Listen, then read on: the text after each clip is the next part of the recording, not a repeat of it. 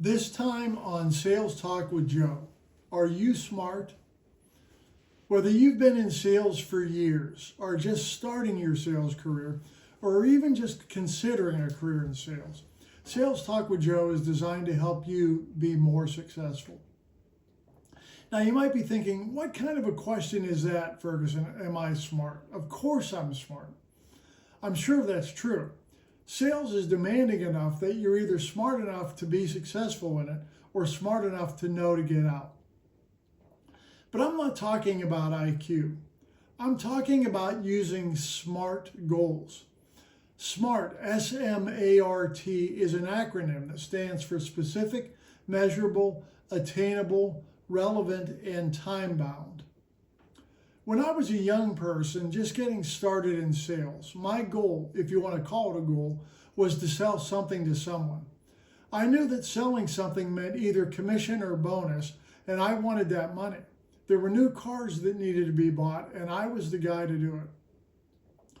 Someone told me in those early days the most successful salespeople got out first thing in the morning, getting to customers and prospects before the other guys, and also making that one extra call at the end of the day instead of quitting.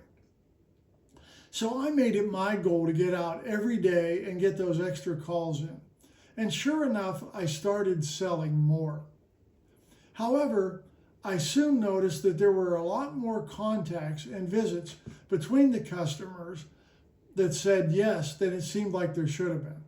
In other words, the percentage of customers and prospects that bought when I contacted them was low versus the effort expended. There were other salespeople I knew who earned a lot more purchases per customer and prospect contact than me. So I modified my goal. I would still make those extra calls, but I wanted to find out how the top sales performers were earning more purchases more often. I started asking the top performers what they did to get their customers to buy. Their answers were as varied as the number of salespeople I spoke to. They'd tell me how they knew their product better than the competitors did, and they wowed their prospects with their knowledge. Others said they got prospects and customers to like them. They'd take them out to meals, get them tickets to sporting events, or even go with them to the events, or even on vacation with them. Now, still others said it was just luck. They were in the right place at the right time. And there was the answer that they made more calls than the competitors, something that was starting to get old for me. Not because it was taking more effort, but because it wasn't productive. Finally, the company I was with decided their sales force would benefit from training and embarked us on a comprehensive training plan. It was in that training that I was exposed to the concept of SMART goals, S-M-A-R-T.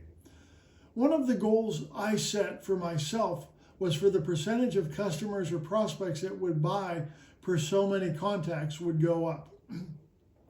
In other words, I wanted to earn at least one purchase per day for every four prospects contacted. Now, that's not the actual number I said. I was just kind of giving you an arbitrary example. Since my percentage was much lower than that, I knew I needed training to learn how to be more effective with prospects and customers. Fortunately, my company had us on that track, so it came together nicely. Eventually, my performance improved, and both my company and I enjoyed greater success. Here's the point. Not unlike many salespeople who are new in sales and in the business. As a young salesperson, I would hit every day excited to sell something to somebody. I would literally decide that morning who I was going to contact to try to get a purchase. I'd then jump in my car and drive. Now, back then there was no Zoom, Skype, Teams, email, that kind of electronic contact. You physically went to their location to meet with prospects. While it was somewhat successful and I earned some purchases, it wasn't very efficient. A key part of changing and becoming more successful started with setting goals. The goals forced me to realize I lacked some of the necessary tools to reach them. It sent me on a quest to obtain the information and knowledge I needed to achieve my goals. I seriously doubt my career would have advanced without setting goals. Do you have goals? Are they smart? I'm going to modify or maybe add an addendum to one of the letters of the acronym. For the S, which stands for specific, I'm going to add the word stretch. Specifics means it should have quantifiable targets. In other words, you could say you have a goal to exercise daily. A SMART goal would be to exercise daily for an hour. The stretch part of SMART goals should be something that makes you work for it. For example, you might set a sales goal to increase your sales by 5%. Now, if you know your company is increasing prices by 3.5%, you're only trying to grow your business 1.5%. In most cases, that's not pushing or stretching you. A stretch goal shouldn't be impossible, but it should make you a little uncomfortable. The measurable part of a SMART goal means there is an outcome expected and a strategy to achieve it. Let's go back to that exercise goal. You set the number at an hour each day. Right now, you can do certain physical exercises at a certain rate. Maybe ride a stationary bike 10 miles in 15 minutes. You set a goal to increase that to 5 miles in 15 minutes. You set a goal to increase that to 7.5 miles in the same 15 minutes. That's a measurable goal. We've all heard the saying, if you don't measure it, you can't manage it. The achievable part of that SMART goals is keeping it realistic. You might set a goal to double your sales in the next 6 months.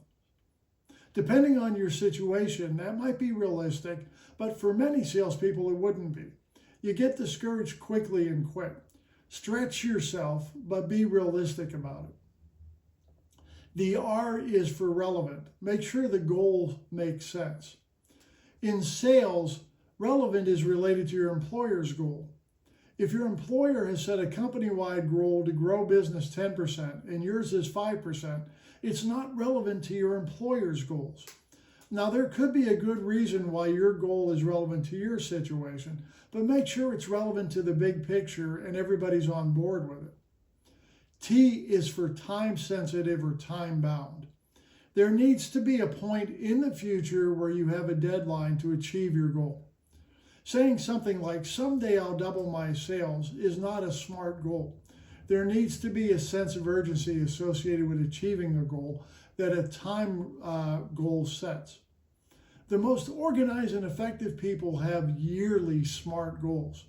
They'll break them down into quarterly, monthly, weekly, and even daily goals, and focus on the activities that will achieve those goals. They'll literally have a daily checklist of tasks to accomplish towards the goal. Now, that might seem a little extreme to you if you don't have that kind of discipline now. Start making SMART goals and you'll see how they help you. I'm Joe Ferguson. Thanks for watching. Please feel free to leave a comment about this video. If you liked what you saw, please hit the like button, share this video with someone who might benefit from it, and subscribe to my channel. If you have a product or service that you think might be helpful to my audience, please feel free to contact me. My email address is in the description below.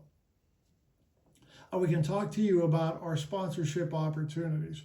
Thanks for watching, and please stick around for the next Sales Talk with video that will be uploaded every Thursday. We'll see you next week on Sales Talk with Joe.